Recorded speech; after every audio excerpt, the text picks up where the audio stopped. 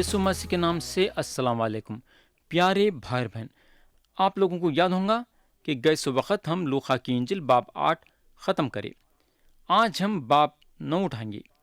तो पहली बात जो हम यहाँ देखते हैं वो ये है कि यीशु मसीह अपने 12 शागिर्दों को खिदमत गुजारी के लिए भेजते हैं।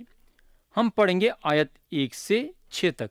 लिखा हुआ है, फिर उसने उन 12 को बुलाकर उन्हें सब बदरों पर और बीमारियों को दूर करने के लिए खुदरत और इख्तियार बख्शा और उन्हें खुदा की बादशाहत की मनादी करने और बीमारों को अच्छा करने के लिए भेजा और उनसे कहा कि राह के लिए कुछ ना लेना, ना लाठी, ना झोली, ना रोटी, ना रुपया, ना दो दो कुर्ते रखना, और जिस किसी घर में दाखिल हो वहीं रहना और वहीं से रवाना होना, और जिस किसी शहर के लोग तुम्हें कबूल ना करें उस शहर से निकलते वक्त अपने पाँवों की गर्द झाड़ दो ताकि उन पर गवाही हो। बस वो रवाना होकर गांव-गांव खुशखबरी सुनाते और हर जगह शिफा देते फिरे। प्यारे भाई बहन, यहाँ कलाम ये बताता है कि मसीह अपने 12 शागिर्दों को बुलाए और उन लोगों को इख्तियार दिए। किन पे इख्तियार दिए? बदरों को निकालने के लिए और बीमारियों को दूर करने के लिए। मसीह जब ये ज़मीन पे थे तो उन्होंने अपने शागिर्दों को जो है बदरों को भगाने के लिए और बीमारों को शफा देने की ताकत दिए। मसीह की तरफ से ये उन लोगों के लिए एक तोहफा था। ये उनके लिए एक निशानी थी कि उन लोग यीशु मसीह पे ईमान रखते हैं। पतरस रसूल जब बीमारों को शफा देते थे और मुर्दों को जिंदा करते थे तो उन्होंने लोगों के सामने ये जाहिर करते थे कि ये उन्होंने अपनी ताकत से नहीं कर रहे हैं, बल्कि ये ताकत उनको मसीह की तरफ से मिली है। या फिर पौलुस रसूल बीमारों को शफा देते थे और मुर्दों को जिंदा करते थे तो ये जाहिर करते थे कि उन्होंने ये काम अपनी ताकत से नहीं करे हैं, बल्कि मसीह की ताकत से। ये काम करके ये लोग ये जाहिर करते थे कि उन लोग मसीह के चुने हुए लोग हैं जिनको रसूल का लक़ब मिला है। आगे कलाम बताता है कि मसीह उन लोगों को भेजे लोगों के सामने खुदा की बादशाहत रखने के लिए, यानी कि खुदा के बादशाहत के बारे में सुनाने के लिए और बीमारों को शफा देने के लिए। प्यारे भाई और बहन, यहाँ अगर हम गौर करेंगे तो एक ज़बरदस्त चीज़ नज़र आएगी, और वो ये है कि यहाँ मसीह अपने शागिर्दों को 2 काम करने के लिए बोले: खुदा के बादशाहत के बारे में सुनाना और बीमारों को शफा देना। यहाँ अगर हम देखेंगे तो मसीह जो पहली बात करे हैं वो है खुदा की बादशाहत के बारे में, और उसके बाद नंबर आता है शफा देने का। मसीह का बोलने का मतलब यह है कि इंसान जिस्मानी तौर से शफा पाने के पहले रूहानी शफा पाना ज़रूरी है। रूहानी शफा का मतलब यह है कि गुनाहों की माफ़ी और हमेशा की ज़िंदगी। अगर इंसान के गुनाह माफ़ नहीं होते हैं तो उसका जिस्मानी तौर से शफा पाना बेकार है। कई को बोले तो कैसा भी एक दिन इंसान मरने के बाद उसका जिस्म मिट्टी में मिल जाएगा। अगर हम मसीह के मनादी का तरीक़ा देखेंगे तो हमको मालूम होगा कि जब वो 4 लोग मफलूज को मसीह के पास लाए तो पहला काम मसीह उसके साथ करे बोले तो उसके गुनाहों को माफ़ करे, उसके बाद उसके जिस्म को तंदुरुस्त करे। खुदा के बादशाहत की मनादी करने का मतलब यह है कि लोगों को मसीह की खुशखबरी सुनाना। मसीह चाहते थे कि लोग पहले उनके तरफ पलटे और उन पे ईमान लाए और गुनाहों की माफ़ी हासिल करके खुदा के साथ ज़ाती तौर से रिश्ता कायम करे। मसीह अपने शागिर्दों को ये बात से ताकीद करे कि उन लोग पहले खुदा के बादशाहत को जानना। एक बार खुदा के बादशाहत को जानने के बाद उसके बाद आती है जिस्मानी शफा। प्यारे भाई बहन, آج اگر ہم دیکھیں گے تو ہم کو معلوم ہوگا کہ پیغام دینے والے خدا کے بادشاہت پہ زور دینے کے بجائے شفا پہ زیادہ زور دے رہے ہیں، مگر مسیح ہمیشہ اپنے پیغام میں پہلے خدا کے بادشاہت کے بارے میں بتاتے تھے۔ انسان کو جو ہے سب سے پہلے خدا کے ساتھ ذاتی طور سے رشتہ قائم کرنا ضروری ہے۔ آگے مسیح ان کے شاگردوں کو بتانے کو لگے کہ جس گھر میں بھی ان لگاں داخل ہوں گے وہاں رہنا اور وہاں سے روانہ ہونا۔ یا ہم یہ سیکھتے ہیں کہ جب ہم ایک شہر سے دوسرے شہر میں جاتے ہیں مسیح کی منادی کرنے کے لیے، تو ہم کو کسی ہوٹل میں ٹھہرنے کی ضرورت نہیں ہے، اور نہ ہم ٹھہرنا، بلکہ ہمارا ٹھکانہ جو ہے ایک ایمان رکھنے والے کے گھر میں ہونا چاہیے۔ آج اگر ہم دیکھیں گے تو لوگ جب ایک جگہ سے دوسری جگہ پہ جاتے ہیں تو ہوٹل میں ٹکنے کا سوچتے اور ٹکتے بھی، مگر ایسا کرنے سے کتنا پیسہ خرچہ ہو رہا ہے، مگر لوگ یہ بات کا خیال نہیں کرتے ہیں۔ اگر ہم مسیح کے زندگی میں غور کریں گے تو ہم کو معلوم ہوگا کہ انہوں جب خدمت گزاری کے لیے نکلتے تھے تو کسی ہوٹل میں نہیں ٹھہرتے تھے، حالانکہ وہ زمانے میں بھی ہوٹلاں تھے، مگر انہوں نہیں ٹھہرتے تھے۔ ان کا ٹھکانہ ہمیشہ کسی نہ تو کسی گھر میں ہوتا تھا۔ اس کے علاوہ ہم یہ بات کا بھی خیال کرنا کہ ہم کو خوشخبری زبردستی کے ساتھ نہیں سنانا ہے، یعنی کہ جو لوگ خوشخبری کو سننا چاہتے ہیں ان کے سامنے سنانا، لیکن جب آپ خوشخبری لوگوں کے سامنے رکھتے ہیں اور انہیں خوشخبری کو دھتکارتا ہے تو وہاں سے ہٹ جانا چاہیے۔ مسیح اپنے کلام میں بولتے ہیں، اور جس کسی شہر کے لوگ تمہیں قبول نہ کریں اس شہر سے نکلتے وقت اپنے پاؤں کی گرد جھاڑ دو تاکہ ان پر گواہی ہو۔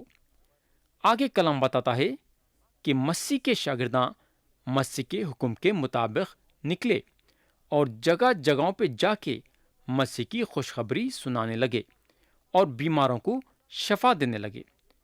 خدا کے حکم پہ عمل کرنا ہمارے زندگی کا سب سے پہلا حصہ ہونا چاہیے۔ اگر خدا ہم کو یہ بولتا ہے، سمجھو کہ تم فلانے گاؤں کو جاؤ اور وہاں مسیح کی خوشخبری سناؤ، تو ہم خدا کے یہ حکم پہ عمل کرنا چاہیے۔ حالانکہ وہ گاؤں کا نام سننے میں آپ کو اچھا نہیں دکھے گا، یا پھر آپ کو وہ گاؤں کے بارے میں خراب خبر ملیں گی کہ وہاں کے لوگ خطرناک ہیں، یا پھر آپ کو یہ خبر ملیں گی کہ وہاں کا کھانا پانی اچھا نہیں ہے، تو بھی جب آپ کو خدا یہ بولتا ہے کہ وہ گاؤں کو جاؤ تو آپ پیچھے ہٹنا نہیں چاہیے، بلکہ خدا کے حکم کے مطابق آپ وہ گاؤں کو جانا اور مسیح کی خوشخبری کو سنانا۔ اب ہم آیت 7 سے 11 پڑھیں گے۔ لکھا ہوا ہے، اور چوتھائی ملک کا حاکم ہیرودس سب احوال سن کر گھبرا گیا، اس لیے کہ بعض کہتے تھے کہ یوحنا مردوں میں سے جی اٹھا ہے، اور بعض یہ کہ ایلیا ظاہر ہوا ہے، اور بعض یہ کہ قدیم نبیوں میں سے کوئی جی اٹھا ہے۔ مگر ہیرودس نے کہا کہ یوحنا کا تو میں نے سر کٹوا دیا، اب یہ کون ہے جس کی بابت ایسی باتیں سنتا ہوں؟ بس اس کے دیکھنے کی کوشش میں رہا۔ پھر رسولوں نے جو کچھ کیا تھا لوٹ کر اس سے بیان کیا، اور وہ ان کو الگ لے کر بیتسیدا نام ایک شہر کو چلا گیا۔ یہ جان کر بھیڑ اس کے پیچھے گئی، اور وہ خوشی کے ساتھ ان سے ملا اور ان سے خدا کی بادشاہت کی باتیں کرنے لگا، اور جو شفا پانے کے محتاج تھے انہیں شفا بخشی۔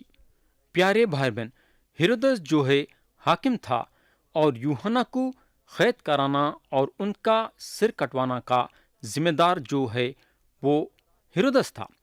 کلام بتاتا ہے کہ جب ہیرودس مسیح کے بارے میں سنا اور لوگ جو ان کے بارے میں ظاہر کر رہے تھے تو گھبرا گیا۔ اس کے گھبراہٹ کی وجہ یہ تھی کہ انہیں یہ سمجھا کہ یوحنا بپتسمہ دینے والے مردوں میں سے جی اٹھے ہیں۔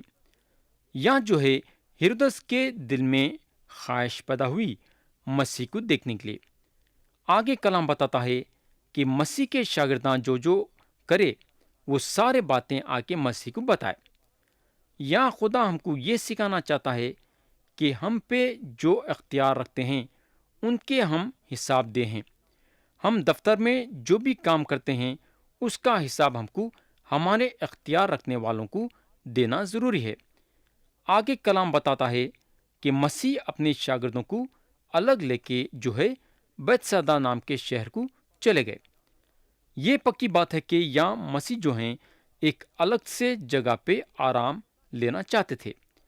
خدا کی خدمت گزاری کرنے کا مطلب یہ نہیں ہے کہ ہم کبھی تھکیں گے نہیں، ایسی بات نہیں ہے، بلکہ خدا کی خدمت گزاری کے وقت بھی ہم اپنے آپ میں تھکاوٹ محسوس کریں گے، یا ہم کو آرام کی سخت ضرورت ہے۔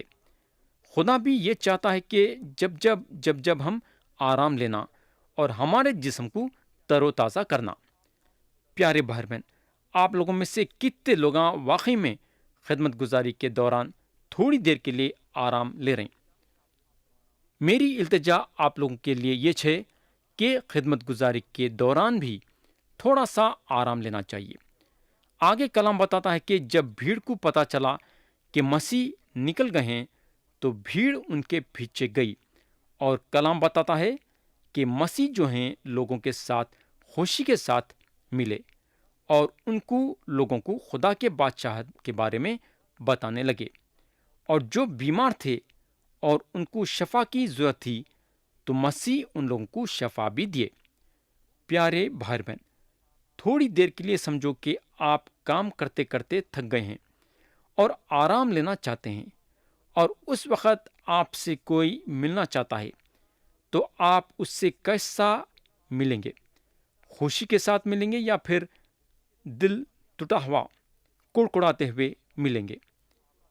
میں یقین کرتا ہوں کہ آپ کڑکڑائیں گے، مگر کلام یا مسیح کے بارے میں یہ بتاتا ہے کہ مسیح جو ہیں خوشی کے ساتھ لوگوں سے ملے، اور ملنے کے ساتھ ساتھ ان لوگوں کو خدا کی بادشاہت سنائے اور بیماروں کو شفا دیے۔ ہم کو یہ نہیں بھولنا ہے کہ مسیح بھی جسم میں تھے، انہوں بھی تھکاوٹ محسوس کرتے تھے، انہوں بھی ہمارے ویسا آرام لینا چاہتے تھے، مگر ان میں خوبی یہ تھی کہ تھکاوٹ کے باوجود جو لوگ ان سے ملنے آتے تھے تو انہوں برابر ان سے ملتے تھے۔ پیارے بھائی اور بہن، جب ہم خدمت گزاری کے میدان میں اترے ہیں تو تھکاوٹ کو نہیں دیکھنا چاہیے، بلکہ لوگوں کے ضرورت کو دیکھنا چاہیے۔ یہ ہوگا۔ اب دوسری بات جو ہم یہاں سیکھتے ہیں، یہ باب میں دیکھتے ہیں، وہ یہ ہے کہ یسوع مسیح 5000 کو کھلاتے ہیں۔ ہم پڑھیں گے آیت 12 سے 17، لکھا ہوا ہے، جب دن ڈھلنے لگا تو ان 12 نے آ کر اس سے کہا کہ بھیڑ کو رخصت کر کہ چاروں طرف کے گاؤں اور بستیوں میں جا ٹکیں اور کھانے کی تدبیر کریں، کیونکہ ہم یہاں ویران جگہ میں ہیں۔ اس نے ان سے کہا، تم ہی انہیں کھانے کو دو۔ انہوں نے کہا کہ ہمارے پاس 5 روٹیاں اور 2 مچھلیوں سے زیادہ موجود نہیں، مگر ہاں، ہم جا کر ان سب لوگوں کے لیے کھانا مول لے آئیں، کیونکہ وہ 5000 مرد کے قریب تھے۔ اس نے اپنے شاگردوں سے کہا کہ ان کو تخمیناً 50-50 کی قطاریں کر کے بٹھاؤ۔ انہوں نے اسی طرح کیا اور سب کو بٹھایا۔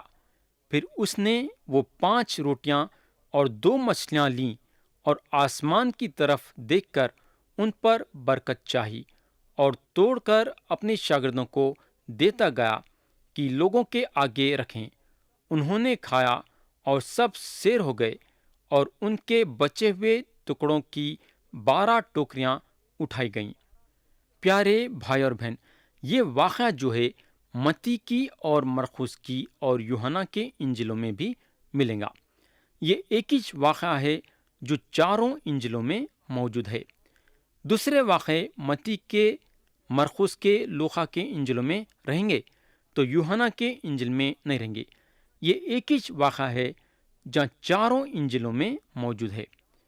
یہاں اگر ہم دیکھیں گے تو یسوع مسیح ان کے شاگردوں کو ایسا کام کرو بولتے ہیں جو ان کے شاگردوں کے لیے کرنا ناممکن کی بات ہے۔ میرے بھائی، مسیح کے شاگردوں کو یہ بات سیکھنا ضروری تھا، اور ہم کو یہ بھی سیکھنا ہے کہ مسیح ہمیشہ ہم کو وہ کام کرنے کا حکم دیتے ہیں جو ہمارے لیے کرنا ناممکن کی بات ہے۔ اس کی وجہ یہ ہے کہ انہوں وہ کام کر کے اپنا جلال ظاہر کرتے ہیں۔ جو کام انہوں ہم کو دیتے ہیں، اگر ہم اپنی طاقت سے کر سکیں گے تو ان کا جلال نظر نہیں آئے گا۔ جب انہوں ہم کو کام دیتے ہیں اور ہمارے لیے وہ کام کرنا ناممکن ہو جاتا ہے، اور جب وہ کام انہوں کرتے ہیں تو سارے لوگوں کے سامنے ان کا جلال نظر آتا ہے۔ تو یا مسیح کام کرنا چاہتے ہیں۔ تو پیارے بھائی اور بہن، مسیح جو اپنے منہ کے دم سے سارے کائنات کو خلق کرے، ان کو 5,000 لوگوں کے لیے روٹیاں پیدا کرنا اور کھلانا ناممکن کی بات نہیں تھی۔ انہوں بڑی آسانی کے ساتھ یہ کام کرے۔ میں یقین کرتا ہوں کہ یہ 5,000 میں کئی لوگ ایسے بھی تھے ہوں گے کہ پہلے مرتبہ پیٹ بھر کے کھائے ہوں گے۔ اگر ہم ہمارے زندگی میں دیکھیں گے تو ہم کھانے پینے کے بارے میں کتنے فکر کرتے ہیں، یعنی بار بار ہم ہمارے کھانے پینے کے بارے میں فکر کرتے رہتے۔ یہاں کلام بتاتا ہے کہ ایک بھی خالی پیٹ گھر نہیں گیا، بلکہ پیٹ بھر کے کھائے۔ میرے دوست، ہم کو کھانے پینے کی فکر کرنے کی ضرورت نہیں ہے۔ خدا جب ہم کو پیدا کرا ہے، ہمارے کھانے پینے کا بھی خیال کریں گا۔ کلام بتاتا ہے کہ جو ٹکڑے بچ گئے تھے 12 ٹوکریاں بھر کے اٹھائے گئے۔ ٹکڑے بچ جانے کا مطلب یہ نہیں ہے کہ جھوٹے ٹکڑے، بلکہ وہ ٹکڑے جو بانٹے نہیں گئے تھے۔ پیارے دوست، خدا کے ہاتھوں میں برکت ہے۔ خدا جب ہم کو دیتا ہے تو زیادہ اچھا دیتا ہے۔ خدا کے دینے میں کمی نہیں ہے، اور اس کا دینا کبھی بھی ختم نہیں ہوتا۔ آپ لوگوں میں سے کوئی 20 برس کا رہے گا، کوئی 40 برس کا رہے گا، کوئی 60 برس کا رہے گا، کوئی 80 برس کا بھی رہے گا۔ میں یہاں آپ سے ایک سوال کرنا چاہوں گا۔ میرا سوال یہ ہے کہ کیا آپ کے 20، 40، 60، 80 برس میں آپ کے کھانے پینے کے بارے میں کمی دیکھیں ہیں کیا؟ اگر کمی رہتی تو میں یقین کرتا ہوں کہ آپ 80 برس کی عمر تک نہیں پہنچتے تھے۔ آپ کبھی کی ختم ہو جاتے تھے۔ انسان جتنے دن یہ زمین پہ زندہ رہے گا، خدا اس کے کھانے پینے کا نہیں، بلکہ اس کے ہر ضرورت کا خیال کرے گا۔ تو یہاں ختم ہوئی دوسری بات کہ یسوع مسیح 5,000 کو کھلاتے ہیں۔ اب ہم تیسرے بات پہ جائیں گے، اور وہ ہے یسوع مسیح اپنی موت اور تیسرے دن مردوں میں سے جی اٹھنے کے بارے میں اقرار کرتے ہیں۔ اب ہم پڑھیں گے آیت 18 سے آیت 26 تک۔ لکھا ہوا ہے، جب وہ تنہائی میں دعا مانگ رہا تھا اور شاگرد اس کے پاس تھے، تو ایسا ہوا کہ اس نے ان سے پوچھا کہ لوگ مجھے کیا کہتے ہیں؟ انہوں نے جواب میں کہا، یوحنا بپتسمہ دینے والا، اور بعض ایلیا کہتے ہیں، اور بعض یہ کہ قدیم نبیوں میں سے کوئی جی اٹھا ہے۔ اس نے ان سے کہا، لیکن تم مجھے کیا کہتے ہو؟ پترس نے جواب میں کہا کہ خدا کا مسیح۔ اس نے ان کو تاکید کر کے حکم دیا کہ یہ کسی سے نہ کہنا، اور کہا، ضرور ہے کہ ابن آدم بہت دکھ اٹھائے، اور بزرگ اور سردار کاہن اور فقیہ اسے رد کریں، اور وہ قتل کیا جائے اور تیسرے دن جی اٹھے۔ اور اس نے سب سے کہا کہ اگر کوئی میرے پیچھے آنا چاہے تو اپنی خودی سے انکار کرے، اور ہر روز اپنی صلیب اٹھائے اور میرے پیچھے ہو لے۔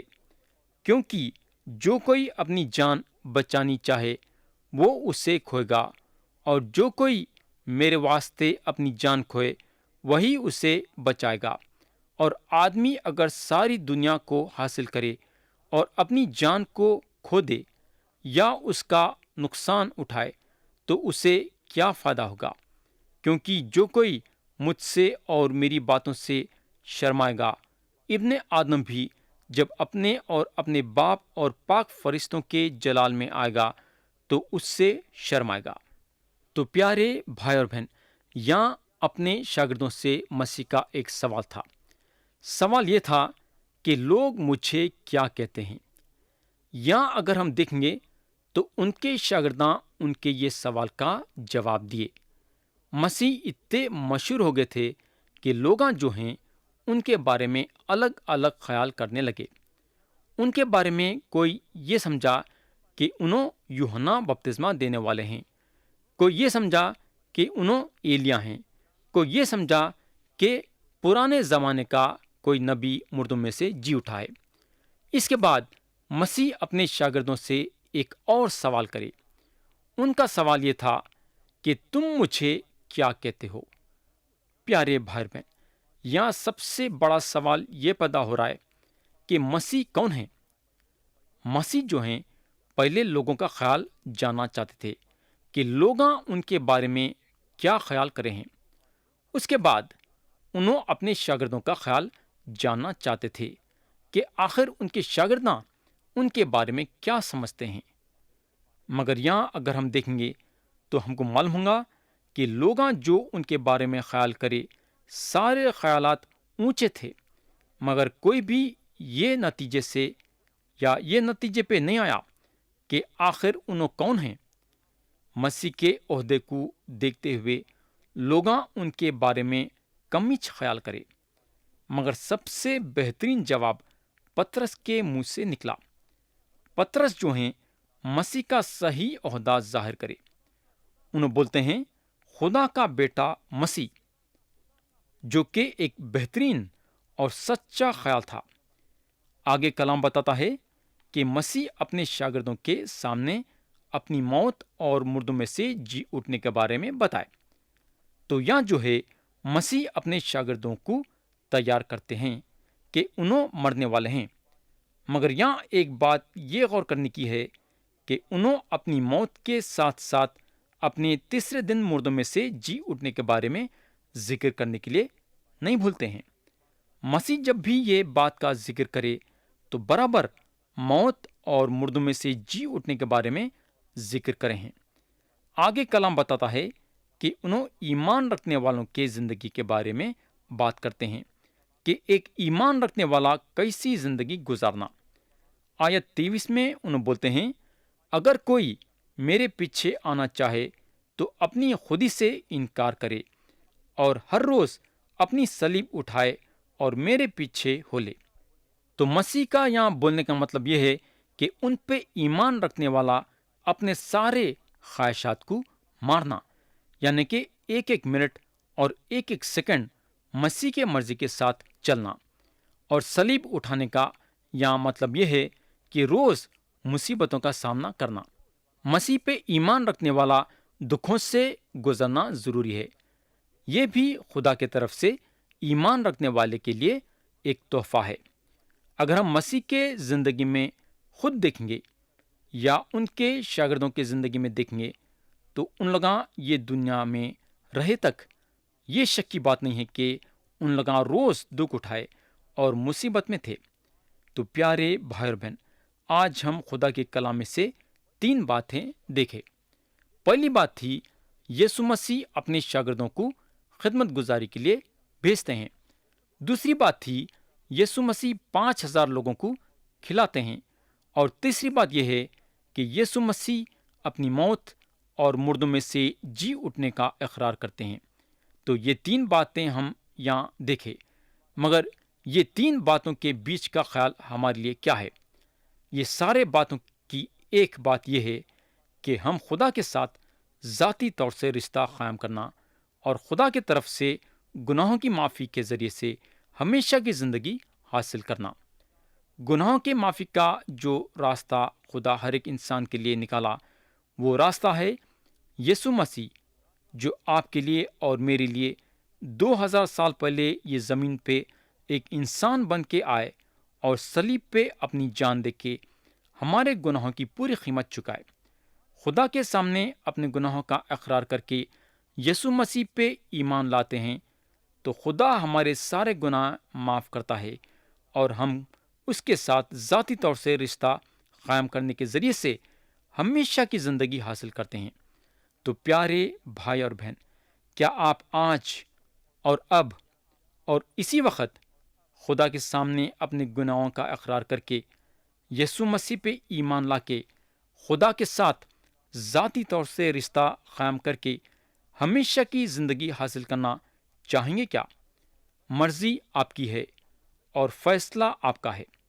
کئی کو بولے تو خدا آپ کو آپ کی مرضی دیا ہے اور چننا اور فیصلہ کرنا آپ کا کام ہے۔